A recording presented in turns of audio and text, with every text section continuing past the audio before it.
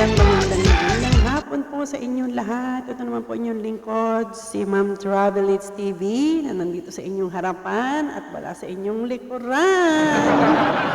Kumusta na kayo? Ay nako, meron akong re-reactionan ito sa isa sa sikat na vlogger. Grabe magsalita kay Ma'am Ruby Rodriguez. Yan, napanood ko siya. Talagang nag-vlog siya ng madaling araw. Madaling araw? Medyo hindi pa ako nakakatulog. Sinilip ko, nag-live siya. Talagang sikat siya. Pero TVJ Defender siya. Nahulaan niya na ba kung sino yan? Sige na, hulaan niyo kung sino nga yun, kung sino yung vlogger na yan, na sinasabi niya, napaka-pogi niya. In fairness, pogi naman siya. Yan yung nahanap ko pa. Hindi po doon, joke lang. Hello po, Sir Chris Ulo. Yan. Tawag ko na sa Chris Head. Diba? Chris Head. Mr. Chris Head, hello. Totoo naman sinabi niya. Grabe siyang nagsalita kay Miss Rodriguez. Bakit? Ito, i-explain ko sa inyo. Pero bago na lahat, hi muna po sa aking mga subscriber. Hello po sa inyong lahat. Lalo na po ang mga sikat nating mga TVJ Defender at ang ating mga sumusubaybay lagi sa atin. Yan. Hello, hello po. At mayroong nagtatampo dyan dahil hindi ko daw siya na shoutout nung nakaraan. Ayan, shoutout na kita. Sa bandang huli na ha. Joke lang. Ito, hello Rosemary, Shirley Fernandez, Francisca Eva Valle, Tris Tramtroy, Sir Armin, Shiro Kanzaki, Fragster, Johara Gail Eva, Elsie Gama, Malyari Mascarinas, ayan, nagtatampo daw siya. Charot, tatampo ka, lahat na nga ng vlogger, ikaw na ang nababanggit. Chaicher, Eduardo de los Reyes, Alan Olalia, hello Tita Missy, kumusta ka na? Si Ma'am Lalaine Kamandag, Irene Pai Chan, si Chaicher, nabanggit ko na, no? Si Ma'am Glenda Gianito, at saka si Sir Manuel Ponce, hello po uli sa inyong lahat. Others TV, thank you din. At special mention niya pa ako. Thank you very much po. Okay, let's go now to our main topic. Pakikilala ko sa inyo ang pinakagwapo na vlogger na walang iba kundi si Chris Ulo. Ayan. At talagang nakalagay nga dun sa bakit ngayon mo lang ibinulgar? Nag-iisip siya, ba't ganito yun. In fairness naman kay Sir Chris Ulo. Ang sinabi ho ni Ruby Rodriguez, ayon ho rito sa balita, rito sa FB. Basahin natin. Okay. Ito mismo sabi ni Ruby. Ito ho ito yung balita, babasahin natin. Okay? Rinig. Ito inuulit ko. May hinihiling siyang kondisyon. Basahin natin Ruby was also open to returning to the Philippines on one condition. I miss it. Kaya lang when they say, so you're not going back to the Philippines anymore. You are not going to do movies anymore, not to drama anymore. I said, let's not say never, she said. Okay. So, are you going back? Ibig sabihin ito yung, kumbaga nagtatanong ho yung reporter o yung kumakausap sa kanya. My favorite answer is when the price is right. Sabi ni Ruby Rodriguez. Kung iisipin nyo, parang hindi naman yata magandang pakinggan yun kasi if the price is right. Ako sa tingin ko bakit sinabi ni Ruby Rodriguez ito. Pakinggan ninyo ako, ha? Kasi nakabasa ako dito sa balitang ito, nakabasa ako na mangilan-ngilan lang namang negatibo about it. So, kumayod siya ng sarili niya. Napunta siya ng USA. No? Napunta siya ng US.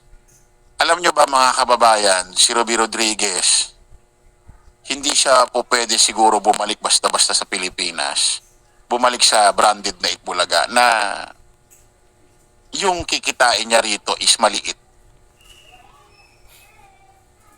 Kasi masasakripisyo yung sahod niya sa Amerika. Alam nyo ba mga kababayan, si Ruby Rodriguez, may anak kong special child.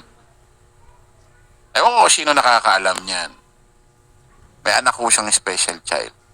At alam naman natin sa USA, kahit i-search nyo ho yan, si Ruby Rodriguez ho at yung kanyang anak na special child, kapag sa USA ho kasi, may anak kang special child, priority ng gobyerno, ang daming nakukuhang benepisyo. Kasi kung babalik nga naman siya dito, tapos hindi ganun kalaking sasahurin niya, mas malaki pa rin sa US, masasakripisyo siguro yung kinikita niya para sa kanyang anak. Alam naman natin dito sa Pilipinas, kapag may special child ka, kasi ako nga may anak kasi akong special child kaya alam ko dito hindi priority ng gobyerno. Wala kang makukuhang benepisyo. Kaya siguro gustuhin man ni Ruby na bumalik, makasama ang legit Dabber Girls branded na Itbulaga. Hindi niya siguro basta-basta may sakripisyo yung trabaho niya sa US. Kasi nga, para sa kanyang anak, kasi may special child siya. Kaya niya siguro if the price is right, siguro, bumalik man siya, sana tumbasan o kahit pantay man lang sa kinikita niya sa USA para sa kanyang anak. Kaya ako pinaliwanag ito, OT therapy siya. Kasi ganito yung sa anak ko makwento ko lang. Yung sa anak ko kasi, ino-OT therapy siya 2 times a week. Tapos, meron siyang 3 days dati sa school. Tinanggal namin siya sa school. Alam niyo kung bakit. Hindi ko lang pinablic yun Hindi ko lang pinablic ito. Ngayon ko lang ipapublic. Inalis namin siya sa school. Iba yung OT therapy niya. Iba yung sa school niya. Pag OT therapy, inaano siya parang dinedevelop yung, basta tinetherapy siya doon sa loob. Iba yung sa schooling, yung mga teacher na ang tawag doon, SPED. Meron siyang 3 times a week. Alam niyo kung bakit bigla namin tinanggal? Occupational therapy, dyan, presentita. Alam niyo ba tinanggal namin sa school? Meron siyang after OT therapy, dinala namin siya doon sa school. May pasok din siya. Kasi ang OT therapy niya is 1 hour. Yung SPED niya sa school, 2 hours. After doon, dinala namin siya. Kasi may isang linggo na merong salubong na OT therapy, din dadali namin siya sa school tuwing after lunch. Hindi niya basta masakripisyo yung trabaho niya doon. Kasi siguro yung kita doon, talagang nasusustain yung gastos niya sa anak niya. Kasi syempre, alam naman natin na kahit may benepisyo sa gobyerno sa Amerika yan, may mga pangangailangan pa rin yung bata doon na hindi nasagot ng gobyerno. Kinakailangan siguro talaga siya mag-stay doon. Ngayon, siguro, kung talagang maipa-price is right siya rito sa Pilipinas, siguro doon niya siguro siya kailangan may matindi talagang, maniniwala siya na tatagal siya rito sa noontime show. Kasi ang hirap, kung sakaling babalik siya rito, tapos hindi ganun katibay yung trabaho niya rito, mawawala. Tapos hindi siya makakabalik-balik basta-basta sa trabaho niya sa US, di kawawa, maagrabyado yung kanyang sarili nila, pamilya niya. Kasi alam ko ito si Ruby, rin ito walang asawa. Single parent. Si Ruby. So, siguro yun ang naiisip ko. Hindi niya basta may sasakripisyo. Pero sabi niya, kung if the price is right, go ahead. Siguro no lang din na natin nalaman about doon sa... Ako kasi alam ko na may isang anak si Ma'am Ruby. 2 anak niya, di ba? Isa yung panganay niyang babae at saka yung kanyang bunso na na may special needs. Kagabi ko lang din nalaman, o kanina madaling araw habang nanonood ako kay Chris Ulo, na meron din pala siyang anak na merong, hindi ko lang alam kung autism. May autism kasi isa din po ako na may anak na autism. Sa ngayon, ang edad niya ay 26 years old na siya. Hello, Japet! Hello! Yan ang anak ko, binata na siya. Malalaki na kasi mga anak ko, 18 na yung bunso ko. Yung bunso ko naman ay partially blind, so he belongs to the PWD. Pero yung sa may autism na talagang may special needs ay yung akin naman pangalawa. So, nagulat din ako, in a way na, kita natin, di ba, saya-saya ni Chris Ulo na magmarites sa atin, di ba, nagmarites sa marites yun eh, di ba? Kulang na lang pangalan niya, Chris Marites. Hindi, joke lang po, para masaya lang tayo. Reactionan ko lang kasi yung video niya nung pinapanood ko. Totoong, relate din siya kay Ma'am Ruby, na yung sinabi nga ni Ma'am Ruby na, pupunta ako doon, babalik ako doon. If the price is right. Totoo yun. Sa panahon ngayon, napakapalad na lang ng mga anak na mayroong special needs na ang magulang may kaya.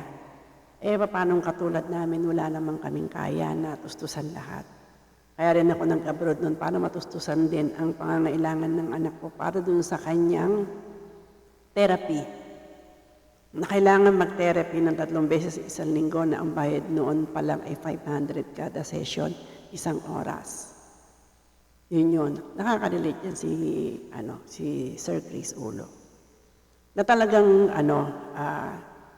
sa ganitong parang nakikita natin, nagkakakilala tayo sa pamamagitan ng pagbablog, pero ang binablog natin, hindi fake. Nagsasabi tayo ng totoo dahil yung experience natin is sinishare din natin sa mga tao na kasi totoo lang yung may mga anak na may special needs saka yung PWD. Yung iba, in denial. Ako aminin ko nung una, in denial ako. Kaya nag-abroad ako para meron kaming pantustos. Pero nung nalaman ko yung alam mo yung mapapatanong ka kung paano nangyari. Pero wala ka namang gagawa eh. Isang word lang ang kailangan. Acceptance. Yon. Kaya nung sinabi ni Ma'am Ruby, na relate yan eh, na if the price is right, pag uwi niya ba rito, matututusan yun. Kasi nga single parent siya. Ewan ko lang kung may pa sila nung kanyang mister dahil anak naman niya yon na yung pangangailangan ng bata na ibibigay. Totoo yun. Sa Amerika talaga. Bawat bata doon kay may special needs, so wala parang sa Israel. Bawat isang bata meron silang sustento. Sa Israel nga lang, pagdating ng 18 years old, doon mo pa lang siya makukuha. Mamili ka, mag-aaral, mag-abroad ka, or gagamitin mo yung pera. Kasi pagdating mo ng 18, doon lalabas yung, parang ka nag-ipon na mula nung pinanganak ka.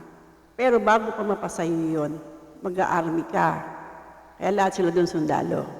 Yun sa Israel. Sa US naman, tama si Sir Chris, talagang ang mga PWD doon, senior citizen talagang ang daming benefits.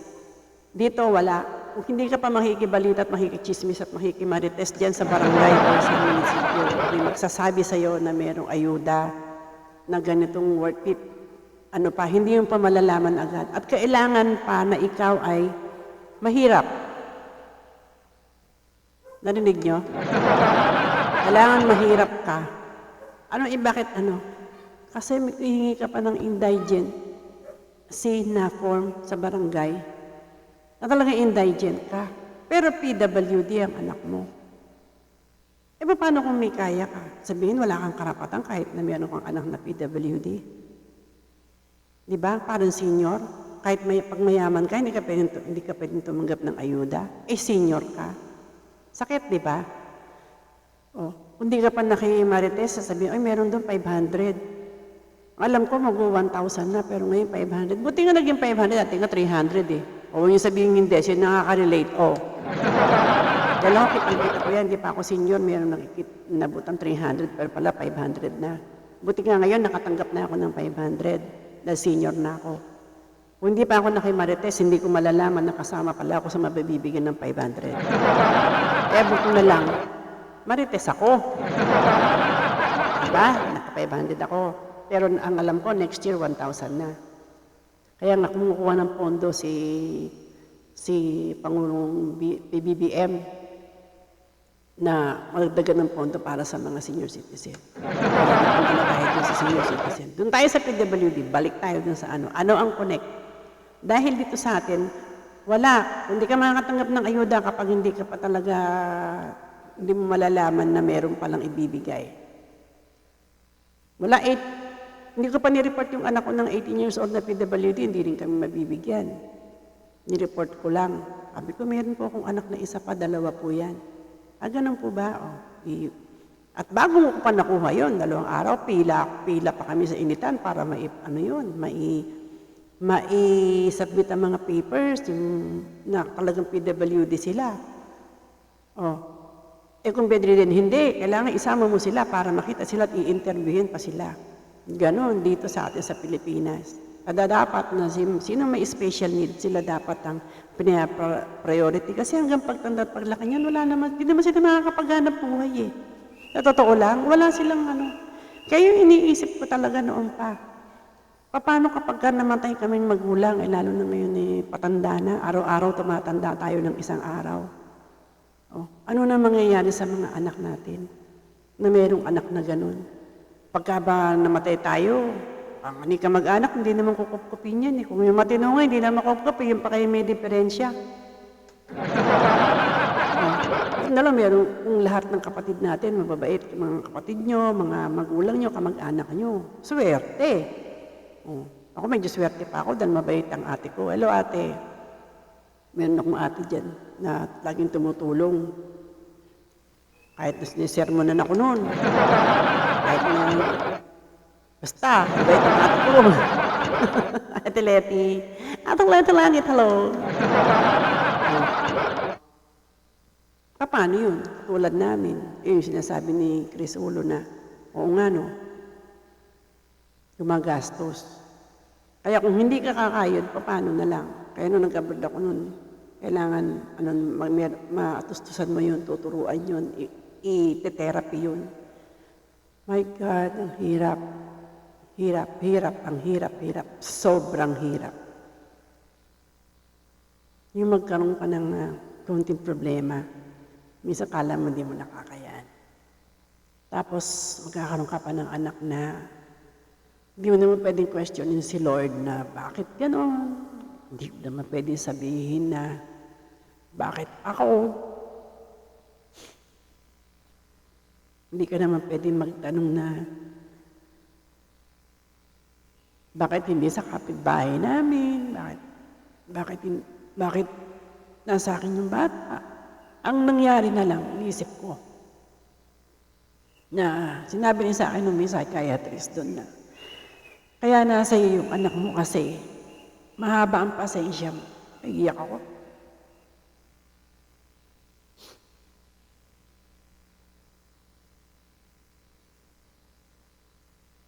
Kaya ganun kasi, special kang anak. Kasi, special kang nanay. Kasi, malaki ang pagmamahal na nasa puso mo. Kaya siya ang binigay sa'yo, binigay sa atin, sa ating mga magulang, yung may mga anak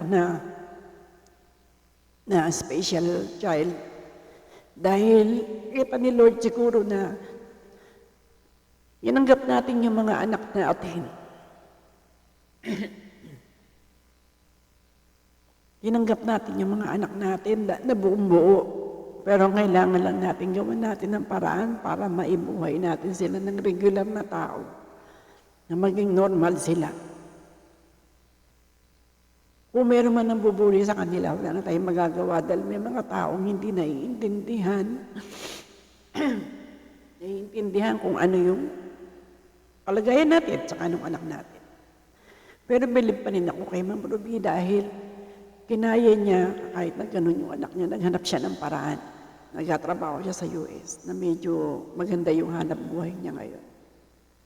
Kung siguro makakabalik siya at sigurado siya dun sa anak niya, babalik siya sa AA. Kalagayan naman ni Sir Chris, naiintindihan ko din siya. At naiintindihan din niya ako, alam niya.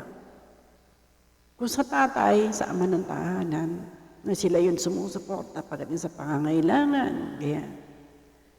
Pero mas doble ang sakit doon sa nanay na, alam mo yung minsan hindi ka naman pwedeng magreklamo.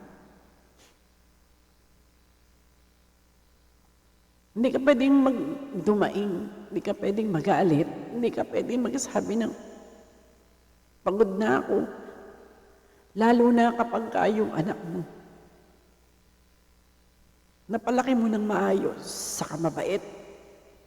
Napalaki mo sila ng may paggalang, may respeto, lalo na sa ibang tao. Pero ang nangyayari, nagiging sukli ng ibang tao. Sino pa yung mga matino?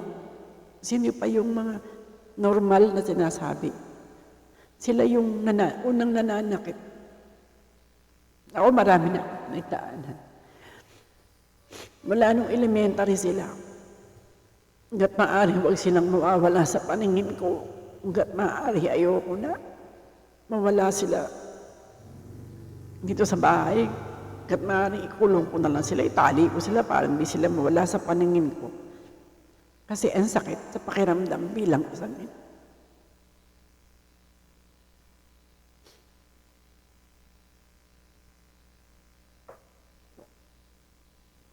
Ako naman, mula nung nag-vlog ako, hanggat maaari kasi kung magkukwento kami, magbabalita kami.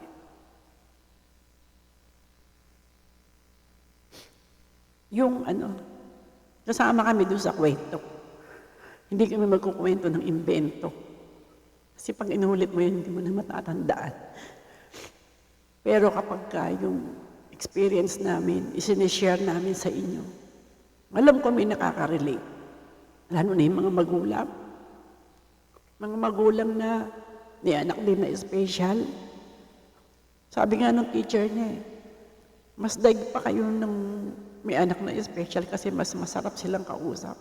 Madali silang pasunurin. Siguro dahil napalaki ng maayos. Kaya lang ang iniisip namin, paano pagka wala na kami? Paano pagka nauna kami namatay? Minsan nasasabi, pwede nga lang sabay-sabay na lang kami. Para siguradong magkakasama kami.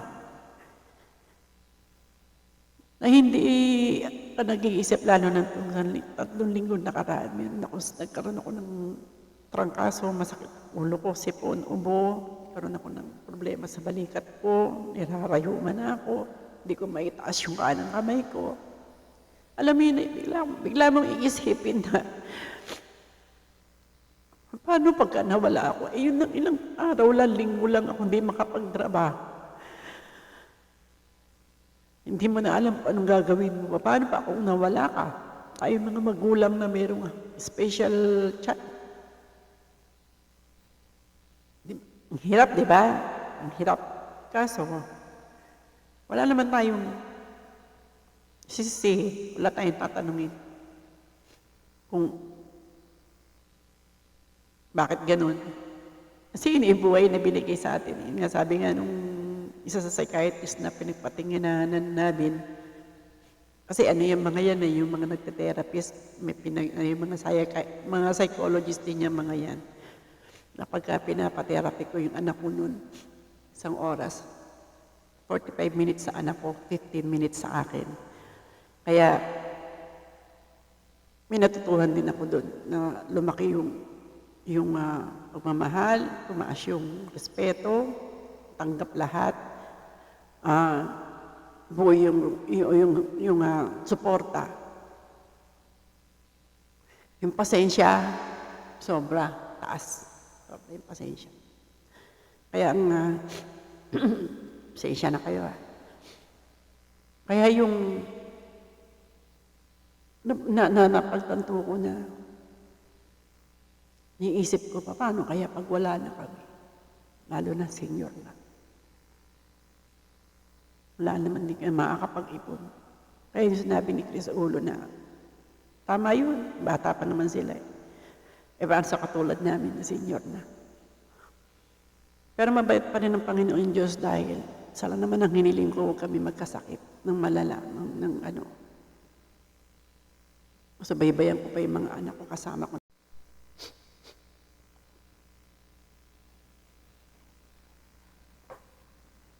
Ako, pasensya na kayo medyo naging emotional ako sa part na yan.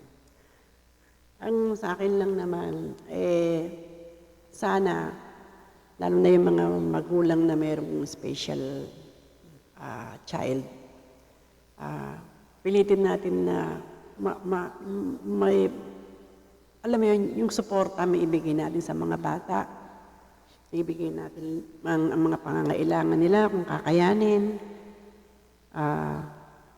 Kung may pera naman kayo, pag-aralin nyo sa maayos na eskwelahan. Pero higit sa lahat, ang ibigay nyo yung buong pagmamahal at pagsuporta dun sa mga bata. Kaya sa atin naman, maswerte pa rin tayo dahil nasusubok doon yung tibay talaga na pagiging magulang, ama, ina, na sobrang pagmamahal sa anak, unconditional love, dahil walang ibang magmamahal sa kanila kundi tayo. Kaya nga, kapag, ano pa sila, yung inspirasyon natin yan. Kaya nung nalaman ko, sinabi ni Sir Chris Ulo yun, natouch talaga ako, habang pinanonood ko, umiiyak ako. Na alam mo kasi minsan yung talagang super maraming problema sa buhay, lalo na kapag sa family. Masayahin yung mga yan kasi gusto nila maging balance, binabalance yung buhay, hindi naman puro stress na lang, gano'n, di ba? Kailangan maging masaya din.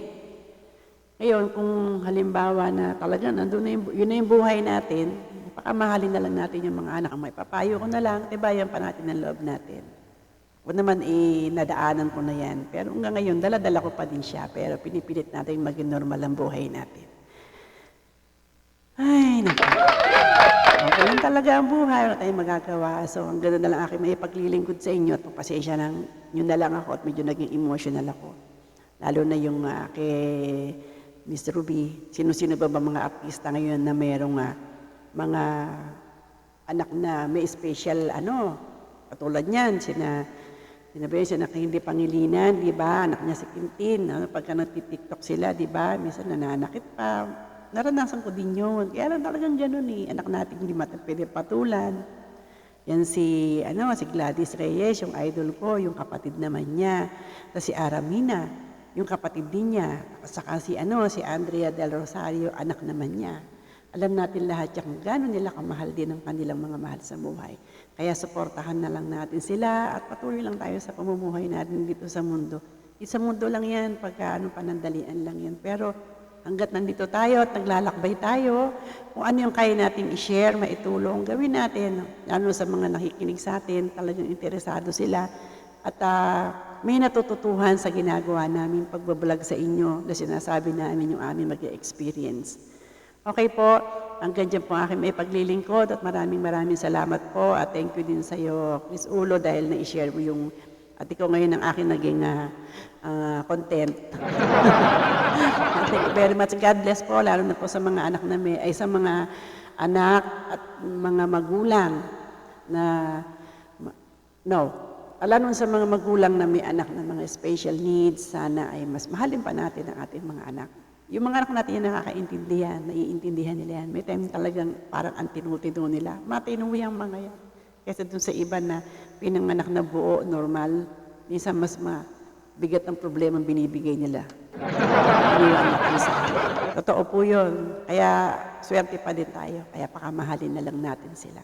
Okay po, ang ganda ko maipaglilingkod sa inyo at sana po ay na-appreciate nyo yung aming experiences, yung istorya namin, ako at saka si Sir Chris Ulo. At sa lahat po ng mga vlogger, shoutout po sa inyo, Jay Guevara, Tita Missy, si Chris Ulo, Sir Real Talk Chicago, there's TV, AR, yan yung mga celebrity updates. Kami po mga TVJ defenders at TVJ supporters. Mahal po namin yung mga hinahangaan namin. Pero kami, nagkakaisang isip at diwa po kami po. Kaya lang namin ito ginagawa at sinishare sa inyo. Kasi minsan mayroong mga fake news na kailangan din namin harangan para naman mas maintindihan ninyo. Para naman po tayong Pilipino at naiintindihan natin yung sitwasyon ng bawat isa. Huwag lang siya maging big deal, di ba? Pero kailangan din talaga dahil sa social media, at least naiintindihan ng bawat isa kung ano yung ating ipinaglalaban. Okay po, sa mga fake news, tayo maniwala. Ratings, di naman mahalaga yun, sa totoo lang. Importante yung minatututuhan tayo doon sa show na ating, sa noontime show na ating sinusuportahan. Okay po, that's all for now. At sana po ay meron din kayong aral na natutuhan. Ay ang tunay na pagmamahal is unconditional. Ano po, hindi natin kailangan ng kapalit, hindi kailangan natin ng perang kabayaran sa ginagawa natin. Pagka nagmahal tayo, walang katapat na halaga. And it's priceless. Okay po, maraming salamat po. And don't forget to subscribe. Mom Travel Leads TV, bye!